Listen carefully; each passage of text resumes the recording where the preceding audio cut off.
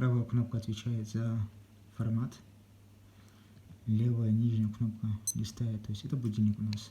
Чтобы будильник часы поменять, верхнюю кнопку нужно нажать и потом уже правую кнопку листать. То же самое верхней кнопкой уже минуты контролируем. То есть по факту все. И дальше идем. То есть возвращаемся обратно.